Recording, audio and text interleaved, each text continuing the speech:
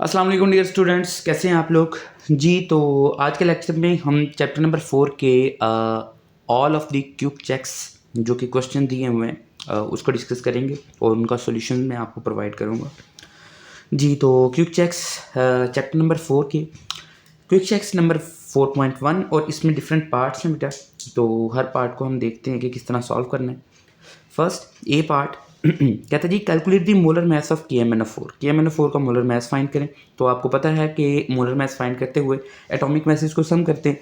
तो इसमें पोटेशियम है, मैग्नीज है और ऑक्सीजन के 4 एटम हैं। पोटेशियम का एटॉमिक मास 39, मैग्नीज का 55 और ऑक्सीजन का एक का 16 और 4 का 64 हो जाएगा। तो सम करके देखेंगे तो 274 ग्राम पर मोल इसका आंसर आएगा। उसके बाद calculate the number of moles in 0.23 gram of sodium. Number of moles find करने के लिए एक ही formula, mass over molar mass. तो मैस 0.23 ग्राम दिया, मोलर मैस जो सोडियम का एटॉमिक मैस होता है वही उसका मोलर मैस होगा। और एटॉमिक मैस कितना होता है जी 23 ग्राम पर मोल। तो वो डिवाइड कर देंगे तो हमारे पास आंसर आ जाएगा। उसके बाद सी पार्ट कहते हैं जी calculate the mass of 1.5 moles of calcium hydroxide. Mass find करना है, मोल्स दिए हुए हैं तो वही formula, number of moles is equal to mass over molar mass. तो मैस फाइंड करना है तो number of moles multiply by molar mass. अब मोलर मैस इसका फाइंड करना है पहले, क्योंकि मोलर मैस हमें चाहिए। मोलर मैस के लिए कैल्शियम का 40 होता है एटॉमिक मैस और ऑक्सीजन का 16, हाइड्रोजन का 1, 16 प्लस 1 17 और 17 क्योंकि OH के 2 एटम हैं, 2 मोल्स हैं जो कि फॉर्मूला के अंदर है। तो 2 के साथ मल्टीप्लाई कर देंगे तो कितना आ जाएगा 84 ग्राम पर मोल। और 84 को किससे मल्टीप्लाई कर देंगे, नंबर ऑफ मोल से। तो 1.5 मल्टीप्लाई बाई 84 तो ये हमारे पास आएगा 126। This is not 8.4, this is 84। Okay, तो ये मैथ आ गया हमारे पास। उसके बाद जी डी पार्ट इसका the given mass of KClO3 is 24.5 ग्राम। वो कहते हैं मैस इतना है, calculate the number of moles of potassium chlorate.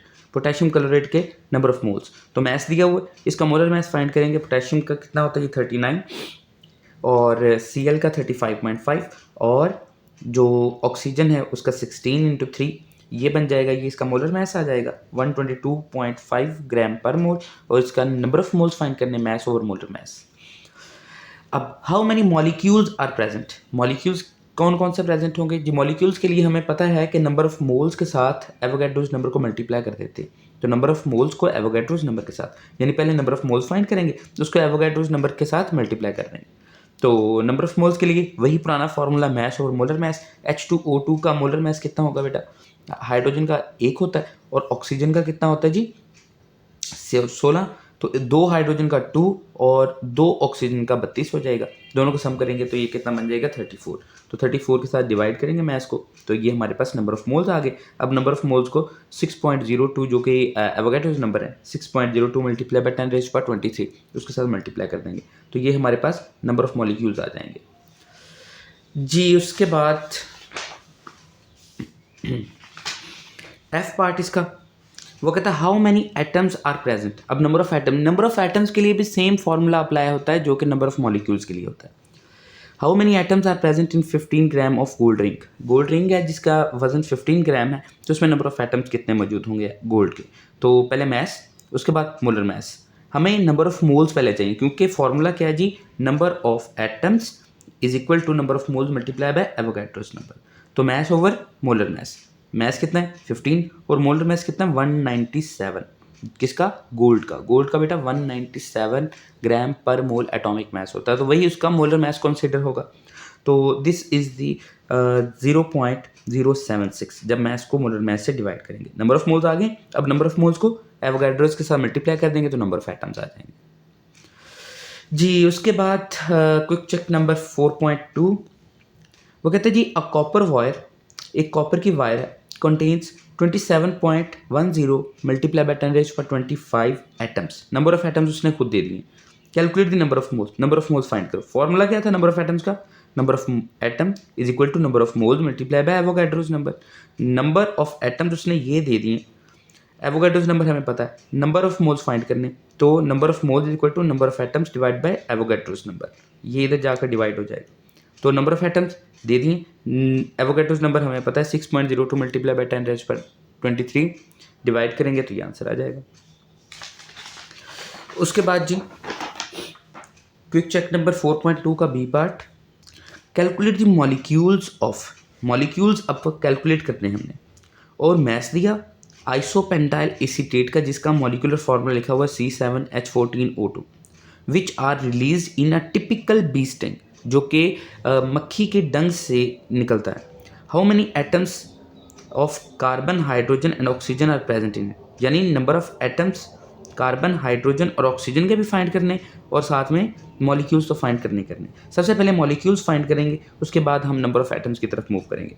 तो मॉलिक्यूल्स फाइंड करने का फॉर्मूला क्या होता है, नंबर ऑफ मोल्स को एवोगैड्रोस के साथ मल्टीप्लाई करवा देना है, ये फॉर्मूला है। इस फॉर्मूले में नंबर ऑफ मोल्स फाइंड करने, नंबर ऑफ मोल्स के लिए क्या क्या चाहिए, mass over molar mass, mass उसने दे दिया, मोलर मैस इसका फाइंड कर लेंगे कि कार्बन के 7 एटम है तो 7 को 12 के साथ मल्टीप्लाई कर दिया, हाइड्रोजन का 1 एटॉमिक मास होता है 14 एटम है, 14 को 1 से मल्टीप्लाई कर दिया, ऑक्सीजन का 16 होता है 2 एटम है तो 2 को 16 से मल्टीप्लाई कर दिया। सबको सम करेंगे, नंबर ऑफ मोल्स के लिए मैस जो उसने दे दिया डिवाइड बाय मोलर मैस, जी ये नंबर ऑफ मोल्स आ गए 7.6 multiply by 10⁻⁻⁹। Number of molecules के लिए क्या करेंगे, नंबर ऑफ मोल्स को एवोगैड्रोस के साथ मल्टीप्लाई करवा देंगे, तो ये बेटा हमारे पास नंबर ऑफ मॉलिक्यूल्स आ चुके हैं। अब हमें चाहिए how many atoms of carbon, एक है बड़ा मॉलिक्यूल, मॉलिक्यूल में कितने नंबर ऑफ कार्बन एटम्स हैं ये हमने फाइंड करना है। तो कार्बन एटम फाइंड करने के लिए हम उसके एक मॉलिक्यूल की तरफ मूव करेंगे। अब एक मॉलिक्यूल का ये फॉर्मूला लिखा हुआ, एक मॉलिक्यूल का, एक मॉलिक्यूल में कितने कार्बन एटम है 7, बताएं इतने मॉलिक्यूल्स में कितने होंगे, तो इतनी अमाउंट मल्टीप्लाई बाय 7, यानी जो नंबर ऑफ मॉलिक्यूल्स आए हुए हैं हम क्या करेंगे, 1 molecule contains 7 atoms of carbon, 7 atom carbon के, एंड 4.6 मॉलिक्यूल्स कंटेन। अब 4.6 मल्टीप्लाई बाय 10⁻15 इतने मॉलिक्यूल्स कितने कंटेन करेंगे, इतने को मल्टीप्लाई बाय 7 कर देंगे। कार्बन एटम के लिए जो नंबर ऑफ मॉलिक्यूल हैं इसको मल्टीप्लाई बाय 7 करेंगे, क्यों करेंगे, क्योंकि एक मॉलिक्यूल में 7 एटम थे, तो ये आंसर आ गया, ये नंबर ऑफ कार्बन एटम है। उसके बाद नंबर ऑफ हाइड्रोजन के लिए, हाइड्रोजन के कितने एटम है एक मॉलिक्यूल में 14, तो इसको 14 के साथ मल्टीप्लाई कर देंगे मॉलिक्यूल्स को। उसके बाद ऑक्सीजन के कितने 2, इसको 2 के साथ मल्टीप्लाई कर देंगे, तो ये हमारे पास number of carbon atom, number of hydrogen atom और नंबर ऑफ ऑक्सीजन एटम, तो ये सॉल्यूशन है बेटा इसका। उसके ये था जी क्विक चेक 4.2 का बी पार्ट। अब क्विक चेक 4.3 का डिस्कस करते हैं। क्विक चेक 4.3 वो क्या कहता है जी, calculate the molar mass of a gas, molar mass find करना है विच हैज़ डेंसिटी दी हुई है। तो डेंसिटी का फॉर्मूला क्या होता है, मास ओवर वॉल्यूम, तो मास को वॉल्यूम से डिवाइड करेंगे डेंसिटी आएगी, मास हमने निकालना है यानी मोलर मास, तो डेंसिटी को मल्टीप्लाई बाय वॉल्यूम से करते हैं। डेंसिटी कितनी दी है 1.34, क्योंकि मोलर मास के लिए हमें क्या मोलर वॉल्यूम चाहिए होगा, और मोलर वॉल्यूम कितना होता है 22.414 डेसीमीटर क्यूब, ये फिक्स वैल्यू है बेटा।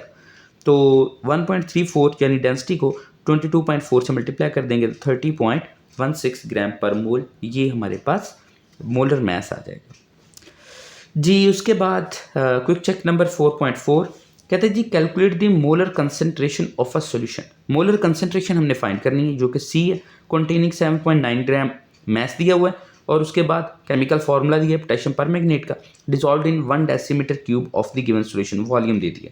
The molar mass of KMnO4 is 158 gram per mole, ये साथ में मोलर मास पे दे दिया। अब मोलर कंसंट्रेशन का फॉर्मूला क्या होता है, number of moles over volume, number of moles नहीं है हमारे पास, नंबर ऑफ मोल्स फाइंड करने के लिए मास ओवर मोलर मास, मास दिया हुआ है मोलर मास भी दिया हुआ है, तो नंबर ऑफ मोल्स पहले फाइंड कर लेंगे। अब नंबर ऑफ मोल्स को डिवाइड कर दें वॉल्यूम जो कि 1 डेसीमीटर क्यूब दिया हुआ है, तो 0.05 को डिवाइड करेंगे 1 डेसीमीटर क्यूब पे, आ जाएगा जी 0.05 मोल पर डेसीमीटर क्यूब। ये था जी क्विक चेक नंबर 4.4। उसके बाद बात करते हैं जी क्विक चेक नंबर 4.5 की। How many moles of carbon dioxide are produced, वो कहते हैं कि कितने मोल्स कार्बन डाइऑक्साइड के प्रोड्यूस होंगे when 2.25 moles of glucose are used by a person. वो कहता है कि जब ये इक्वेशन दिए, इस इक्वेशन में वो कहता है कार्बन डाइऑक्साइड के कितने मोल्स प्रोड्यूस होंगे, इस कार्बन डाइऑक्साइड के कितने मोल्स प्रोड्यूस होंगे और किसके मोल्स दिए हुए हैं, ग्लूकोज के। ये बेटा स्टोइकियोमेट्री का न्यूमेरिकल है, इसके मोल्स दिए हुए हैं, इसके मोल्स फाइंड करने, तो नंबर ऑफ मोल्स का कंपैरिजन करवा दें according to balance chemical equation. 1 mole use होता है 6 मोल बनाने के लिए, यानी इसका 1 मोल यूज़ होगा, इसके 6 मोल यूज़ होंगे। तो 1 मोल यूज़ होगा तो कार्बन डाइऑक्साइड के 6 मोल प्रोड्यूस होंगे। अगर इसके 2.25 होंगे तो इसको मल्टीप्लाई करो 2.25 से, 6 मल्टीप्लाई बाय 2.25, ये आंसर आएगा 13.5। तो 13.5 मोल्स कार्बन डाइऑक्साइड के प्रोड्यूस होंगे। सिंपल, क्योंकि नंबर ऑफ मोल्स के साथ ही हम कंपैरिजन करवाते हैं। उसके बाद 4.6 वो कहता है iron oxide and ore of iron is called hematite. Hematite एक और है आयरन ऑक्साइड की, जिसका फॉर्मूला क्या है Fe2O3। Carbon monoxide can reduce it to get free. Carbon monoxide जब इसके साथ रिएक्ट करती है तो इसको आयरन फ्री में कन्वर्ट कर देती है। ये इक्वेशन लिखी हुई है बेटा। आयरन ऑक्साइड यानी हेमाटाइट कार्बन मोनोऑक्साइड के 3 मोल्स के साथ रिएक्ट करती है, 2 मोल आयरन बनता है, साथ में कार्बन डाइऑक्साइड बनता है। How much iron can be produce, iron कितना प्रोड्यूस होगा जब 160 gram of haematite Fe2O3 use होंगे। इसका मैथ दे दिया, इसका मैथ हमने फाइंड करना है। तो मैथ्स डायरेक्ट तो कंपेयर नहीं करवा सकते, हम इसके मैथ्स को पहले नंबर ऑफ मोल्स में कन्वर्ट करेंगे, फिर नंबर ऑफ मोल्स को कंपैरिजन करवाएंगे, आयरन के नंबर ऑफ मोल्स आएंगे, आयरन के नंबर ऑफ मोल्स से फिर आयरन का मैथ्स आ जाएगा। तो सबसे पहला काम number of moles iron oxide की। आयरन ऑक्साइड का जो मोलर मैथ्स होता है, मैथ्स उसने 160 ग्राम दे दिया, मोलर मैथ्स जो आयरन ऑक्साइड का होगा वो कितना होगा 160। जो मोलर मैस होगा आयरन ऑक्साइड का वो भी बेटा कितना होगा 160 आयरन ऑक्साइड Fe2O3 अगर फाइंड करें। आयरन का हमारे पास 56 होता है, 56 मल्टीप्लाई बाय 2, और ऑक्सीजन का 1 का 16 और 3 का 48, तो 48 प्लस 56 मल्टीप्लाई बाय 2, तो ये हमारे पास कितना बनता है 160। 160 को 160 से मल्टीप्लाई किया 1 मोल आ गया। नंबर ऑफ मोल्स कितने जी 1 मोल। अब कंपेयर करवा दें, कंपेयर करवाएंगे 1 मोल के लिए आयरन के कितने प्रोड्यूस हो रहे हैं 2 मोल्स, तो ये 2 मोल्स आ गए। अब नंबर ऑफ मोल्स आयरन के कितने आ गए 2। अब 2 को मल्टीप्लाई करेंगे मोलर मैस ऑफ आयरन से, सिर्फ आयरन का मोलर मैस कितना होगा 56, तो 2 को 56 से मल्टीप्लाई किया 112 आंसर आ गया 112 ग्राम। तो ये बेटा क्विक चेक नंबर 4.6 था। उसके बाद जी 4.7 कहता है जी calculate the volume of carbon dioxide produced.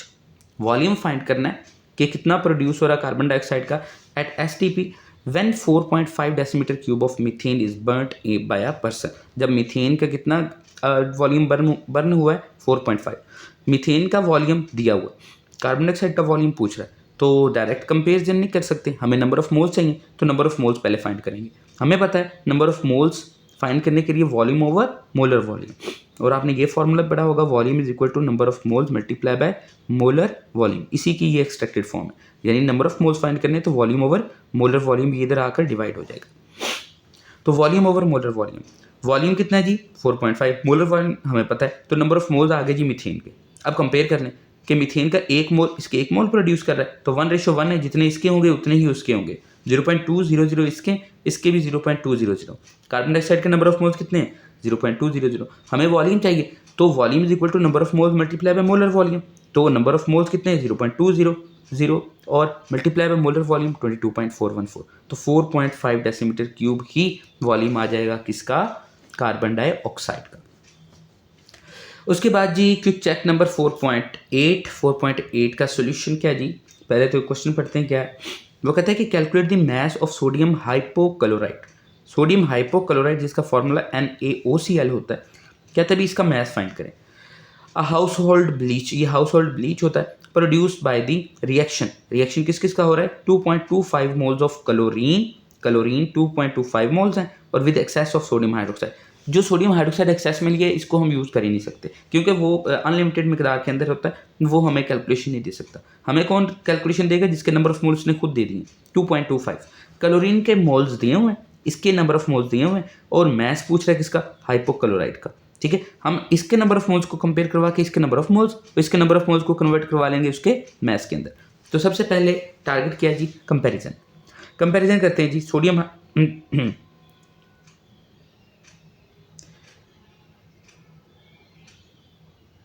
Ji comparison करते हैं किसका जी the reaction of 2.25 moles of chlorine 2.25 moles of chlorine. तो इधर हमारे पास ये क्लोरीन आएगा, सोडियम हाइड्रोक्साइड नहीं आएगा।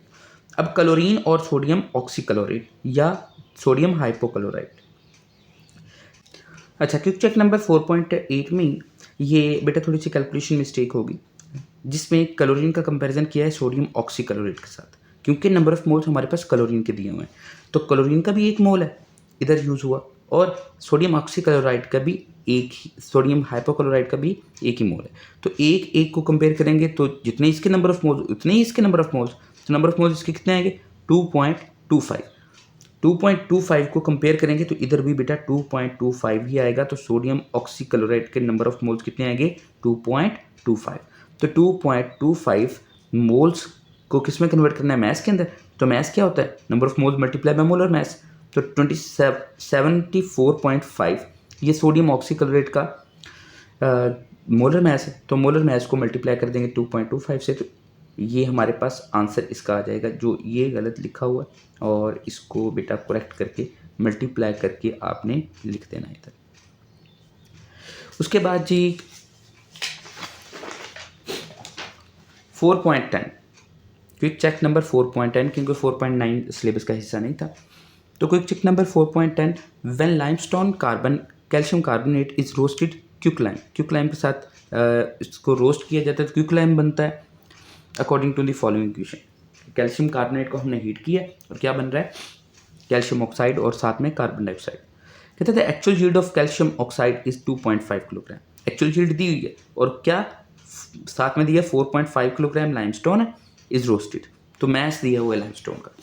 एक्चुअल यील्ड है, थ्योरेटिकल यील्ड फाइंड करनी है, और परसेंटेज यील्ड उसी वक्त आएगी जब एक्चुअल यील्ड और थ्योरेटिकल यील्ड दोनों ही होंगे हमारे पास जी। तो सबसे पहले तो मैस ऑफ लाइमस्टोन, लाइमस्टोन का मैस दिया हुआ है, एक्चुअल यील्ड दी हुई है, molar mass of calcium oxide, molar mass of calcium carbonate, क्योंकि ये हमें यूज़ करने होंगे आगे, हमने पहले फाइंड कर लिए।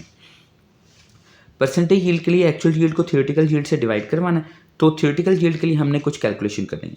सबसे पहले नंबर ऑफ मोल्स फाइंड करेंगे कैल्शियम कार्बोनेट के, नंबर ऑफ मोल्स फाइंड किए 450 मोल्स आ गए। अब कंपेयर करते हैं कैल्शियम कार्बोनेट को और कैल्शियम ऑक्साइड यानी क्विकलाइम को, तो कैल्शियम कार्बोनेट के 1 इसके भी 1, इसके जितने नंबर ऑफ मोल्स इसके भी उतने ही नंबर ऑफ मोल्स, तो कैल्शियम ऑक्साइड के नंबर ऑफ मोल्स कितने 450। Number of moles of calcium oxide 450 moles हैं नंबर ऑफ कैल्शियम ऑक्साइड के, उसको मैस में कन्वर्ट करना है, तो mass is equal to number of mole multiply by molar mass. 450 इसका और मोलर मैस इसका कितना होगा कैल्शियम ऑक्साइड का 56, तो मल्टीप्लाई करेंगे तो ये आएगा 2520 ग्राम, 2520 ग्राम। तो हमने जो एक्चुअल यील्ड है ये आई है थ्योरेटिकल यील्ड, क्योंकि ये कैलकुलेशन से ही है, ये थ्योरेटिकल यील्ड है। एक्चुअल यील्ड उसने खुद दे दी है 2.5 किलोग्राम, तो 2.5 किलोग्राम का मतलब क्या होता है 2500 ग्राम, 2500 ग्राम, तो 2500 ग्राम को 2520 पे डिवाइड करेंगे मल्टीप्लाई बाय 100, तो ये हमारे पास परसेंटेज यील्ड आ जाएगी। ओके बेटा, थैंक यू सो मच। ये क्विक चेक थे, और इसके अलावा कुछ भी क्यूरीज हो या फिर कुछ समझ ना आ रही हो तो वो लास्ट में मुझसे पूछिएगा। दुआ में याद रखिएगा। खुदा हाफिज़।